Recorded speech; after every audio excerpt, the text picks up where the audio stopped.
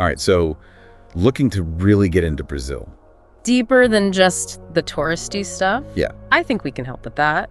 We've got all kinds of sources here, like academic journals. Travel blogs. Yeah, and we're going to really break down. What makes Brazil, well, Brazil? But what's so interesting about Brazil is that it really is a country of contrasts, like geographically, historically. Yeah, definitely. Economically. Yeah, like it's constantly kind of pushing the boundaries. Right. You know what I mean? Absolutely. You've got these mega cities. Right next to the largest rainforest on Earth. And then you've got these like booming industries. And shocking levels of poverty. Yeah. All in the same country. Did you know that Brazil has the third longest land border I did? in the world? That's right. It borders almost every other country in South America. It's crazy. Talk about a diverse set of neighbors. Yeah, but even that doesn't really Fully capture how immense this country is. Yeah. We should start with just the sheer scale of Brazil. We're talking the fifth largest country. On the planet. It covers almost half of South America. That's huge. Literally, if you like folded a map in half, Brazil would be on one side. Pretty much. It's insane. Yeah, and within that vastness, you have landscapes Oh my God. that are like straight out of a dream. Okay, the Amazon rainforest is the obvious one, right? Right. It's practically synonymous with biodiversity. Sure. But when I was reading about it, Yeah. I was just blown away by the fact that there are over 2,500 different tree species Wow. in the Amazon alone. Just in the Amazon. 2,500. It's hard to even fathom that. That's more trees than I could even imagine. Yeah, it's a staggering number. Yeah. And it really highlights something important about biodiversity. That's not just about the number of species. Okay. It's about what that biodiversity represents. Yeah. Like, we're talking about a potential gold mine of undiscovered medicines. Yeah, wow. A living laboratory for scientists. A vital ecosystem that regulates our planet's climate. That's a really good point. And that's what makes the deforestation rate so scary. Yeah. It's not just about losing trees. Right. You're losing something much bigger. Yeah. Something that impacts all of us. Exactly. And it's not even like a simple... like a good guy, bad guy situation. Right. You've got farmers trying to earn a living. Yeah. Global demand for products like soybeans. Yeah. And then the complex politics of environmental protection. It's Yeah. a really nuanced issue. So the sources mentioned the government's efforts to protect the Amazon, including the creation of protected areas and initiatives like the Amazon Fund. Right. The Amazon Fund is particularly interesting because it involves international collaboration. Oh, yeah. Norway and Germany actually contribute to the fund, Wow. which is meant to support sustainable development and reduce deforestation. That's awesome. There's still a lot of debate, isn't there? Yeah. Is it truly effective? Yeah. Is the money going to the right places? And is it really addressing the root causes? Of the problem. Yeah. All valid questions. It's a really complex problem, and I don't think there are any easy solutions. No, not at all. And the Amazon isn't the only ecosystem that needs our attention. No, not even close. What about some of Brazil's other unique landscapes? Wow. Like the Pantanal wetlands Oh, yeah. or the Cerrado Savanna? The Pantanal, for instance, is the world's largest tropical wetland area. Oh, wow. It's a haven for wildlife Yeah. and super sensitive to changes in water levels, which makes climate change a big concern there. Oh, yeah, of course. And then you have the Cerrado, Yeah. which is actually being converted to farmland even faster than the Amazon. It's heartbreaking to think about all these places being threatened. I know. It's like we're losing pieces of a puzzle we haven't even finished putting together yet. That's a great way to put it. Right? Yeah, each ecosystem plays a crucial role. And understanding how they're all connected is key to tackling these challenges. Totally. It's all about the big picture. So we've covered the epic scale of like Brazil's geography Yeah, and its biodiversity. absolutely. Now let's get into how this nation came to be. Right. Like it's got a history as vibrant and complex as the landscape. It all starts with Portugal's arrival in the 1500s. Yeah. Really setting the stage for a colonial legacy that we still see today. And it wasn't just about like planting a flag. It was about like reshaping the land, the people, the whole fabric of society. It was a complete transformation. I was reading about the Treaty of Tordesillas. It basically divided South America between Spain and Portugal. Right, and that's how Brazil ended up with its Portuguese language and a cultural heritage that's distinct from its Spanish-speaking neighbors. It's like one treaty and boom, The linguistic map of South America has changed forever. Yeah, it's amazing how these historical events shape things. Yeah. But the Portuguese influence is just one layer. Okay. The arrival of enslaved Africans, tragically, was a huge factor in shaping Brazil's ethnic makeup and cultural tapestry. It's a painful history. Absolutely. But also a testament to the resilience of the Brazilian people. For sure. You know, they took all these influences, even the traumas, and created something really unique. They did. And the story just keeps evolving. It does. You know, you have the fight for independence from Portugal. In the 19th century. And then the era of emperors. Which most people don't even know about. Yeah. And then the transition to a republic. Yeah. In the late 1800s. Emperors in Brazil. I got to read up on that. It's a wild period. Sounds like it. Full of political intrigue and societal shifts. But the 20th century is pretty crazy, too. Oh, absolutely. You have economic growth, instability. A military dictatorship. Yeah, a military dictatorship that lasted over 2 decades. It's hard to believe sometimes. When I was reading about it, it really hit me. Yeah. How recent all that was. And it makes the current political landscape even more interesting. It does. Brazil returned to democracy in the mid-'80s, but things haven't been easy. No, not at all. Yeah. You have the impeachment of Dilma Rousseff in 2016. Yeah. Followed by Bolsonaro's presidency. So like a political drama that never ends. And then Lula da Silva's return to power in 2022. Yeah. It's a roller coaster. Each decade brings a new chapter. It seems like it. A new twist in Brazil's political journey. Yeah, but before we get too caught up in modern times, there's one more historical tidbit that caught my eye. Okay. German influence in Brazil. You don't hear that every day. No, you really don't. Throughout the 19th and 20th centuries, Brazil had huge waves of immigration. From all over. From all over, including a lot of Germans. So how did that German influence show up? Well, there are whole communities where German is still spoken. Wow. And cultural traditions are kept alive. Really? Places like Pomerode and Blumenau, mostly in the south. Okay. They're like little pockets of Germany. Tucked away in Brazil. Right in the heart of Brazil. And they even celebrate Oktoberfest there. They do. That's so cool. It just goes to show the many layers of influence that shape this country. Okay, so we have this mix of Portuguese heritage, African roots, and a little bit of German influence. Yeah. It really makes you think about Brazilian identity. Right. It's not one single thing. It's a kaleidoscope, not just one color. Exactly. And that identity plays out in the complex social fabric of Brazil today. All right, I'm ready to dive into that, but I need a second to process all this history. It's a lot to take in. Yeah, it is. Brazil's history is a journey, not just a destination. Got that right. Take your time. I will. So we were talking about all the influences that shaped Brazil. Yeah. And that complexity is really reflected in its social fabric. Yeah, for sure. It's a nation dealing with both diversity and inequality. Yeah, when I was going through the sources, this phrase melting pot kept coming up.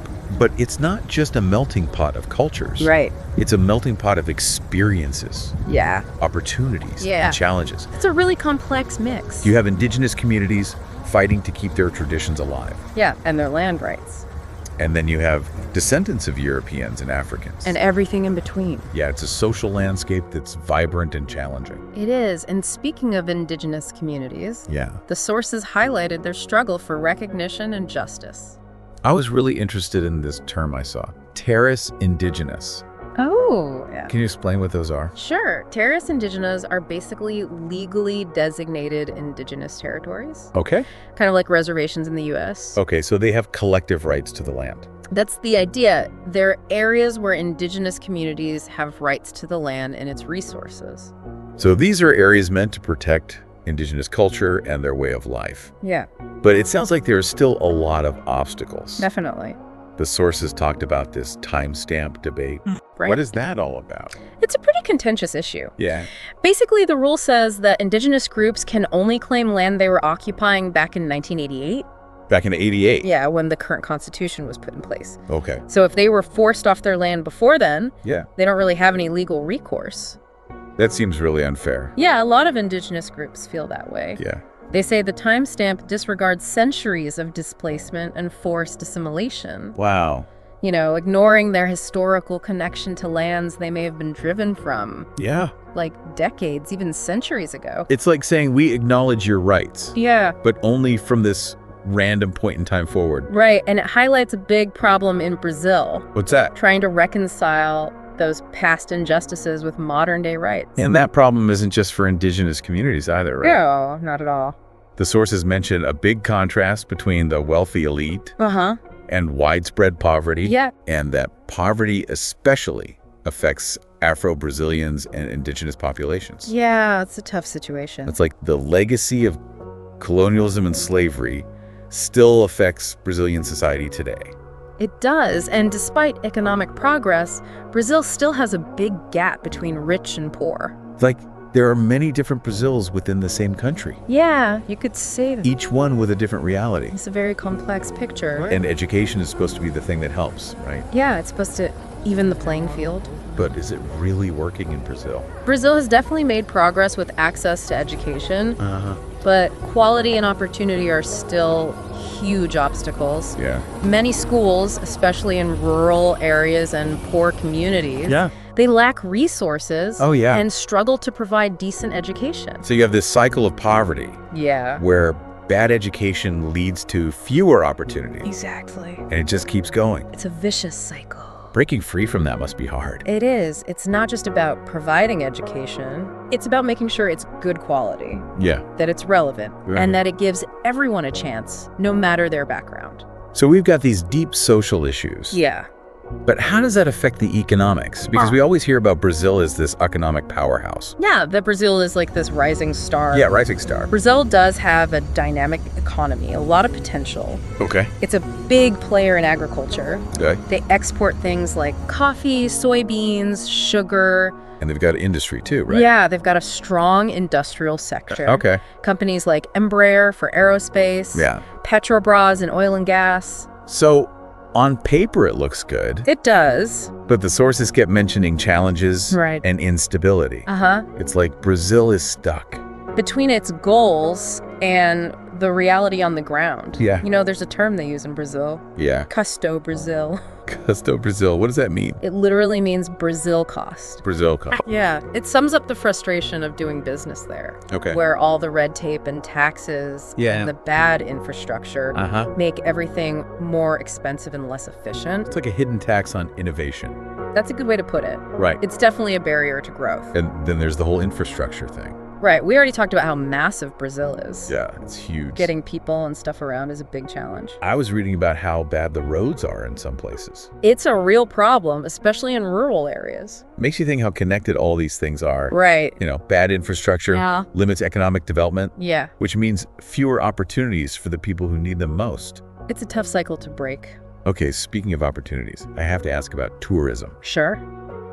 Brazil is a dream destination for so many people. It is. Beaches, rainforests, amazing cities. Yeah.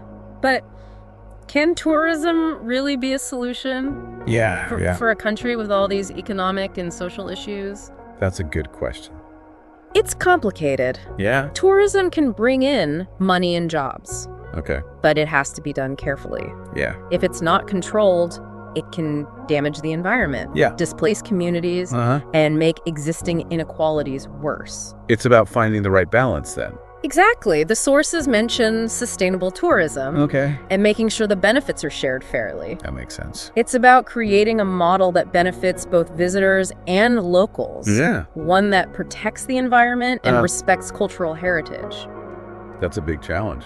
It is, but it's essential if they want to avoid the problems of over-tourism. It's about being mindful. Yeah. Not just enjoying the moment, but thinking about the impact of our choices. Exactly, and that mindful approach is important for everyone, not just tourists, but anyone trying to understand Brazil. With all its complexity. Exactly. Wow, it's amazing how interconnected everything is in Brazil. It really... The geography, the history, the social dynamics, the economy, even the tourism. It's like this giant tapestry where every little thread is part of the big picture. I like that analogy. Right. Yeah, and just when you think you understand it, you zoom in and there's a whole new level of detail. It's crazy. It never ends. So we've been talking about the big picture stuff. Yeah. You know, the forces that have shaped Brazil for centuries. Right. But now I want to know about everyday life. Okay. The culture. like the heartbeat of the nation. What's it like to actually live in Brazil? Well, like everything else in Brazil, it really depends on where you are, what your life is like. Okay. Like life in a favela in Rio is going to be completely different from life in a rich suburb of Sao Paulo. Right. But there are some common threads. Like what? Some cultural things that tie Brazilian society together. One thing that came up in the sources was this concept of jeitinho. Ah, yes. It sounds interesting. What does it mean exactly? It's one of those words that's hard to translate. Okay. But basically, it's a way of dealing with life's challenges with like a mix of resourcefulness, creativity, and a flexible approach to rules, let's say. Okay, so it's about like finding workarounds. Yeah. Ways to get things done when the system is against you. Exactly. It's about adapting and improvising. Yeah. Finding solutions that might not be by the book. Okay. But they work. Yeah. It's often seen as a good thing. Okay. A sign of resilience, the ability to make things happen when things aren't easy. I can see how that would be helpful in Brazil. Yeah. With all the bureaucracy and economic ups and downs. Absolutely. Like jeitinho becomes a survival skill. It's part of the culture for sure. And speaking of culture. Yeah. You can't talk about Brazil without music and dance. You can't. It's everywhere. It's woven into everyday life. Right. Samba, bossa nova, carnival. It's more than just entertainment. It's like expressions of their identity. Right. Their passion and joy. It's in their soul. And it's not just the big celebrations either. No, music is everywhere you go in Brazil. Yeah. In the streets, cafes, and people's homes. It brings people together. Oh, and the food. Oh, yeah. How can you resist feijoada? That black bean stew. So good. It's a classic for sure. But that's just one thing. Yeah. Brazilian food is amazing. Yeah. A mix of indigenous, African, and European influences. Wow. And every region has its own specialties. You could spend a lifetime exploring it. You probably could. Okay, but before we book our flights and start eating everything, we have to talk about the elephant in the room. Which is? Football.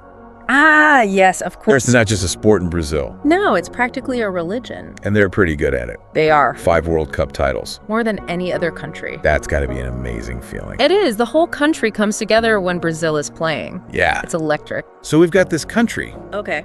With a landmass that spans a continent. A history that's full of ups and downs. It's been a wild ride. A society grappling with inequality. Yeah. But also full of cultural energy. Absolutely. An economy that's powerful but uncertain. It's a mixed bag. And people who are passionate about everything. From football to food. It's a lot to take in. It is, but it's also really inspiring. Brazil's a country that's hard to define. Yeah. It's a place that challenges you, surprises you, and leaves you wanting more. That's the beauty of it. I feel like we've only just scratched the surface. We have, but that's a good place to leave it. Yeah. This deep dive was about opening a window, not closing a book. Exactly. And who knows, maybe this is just the beginning of our Brazilian adventure. Maybe it is. What are you going to explore next about this incredible country?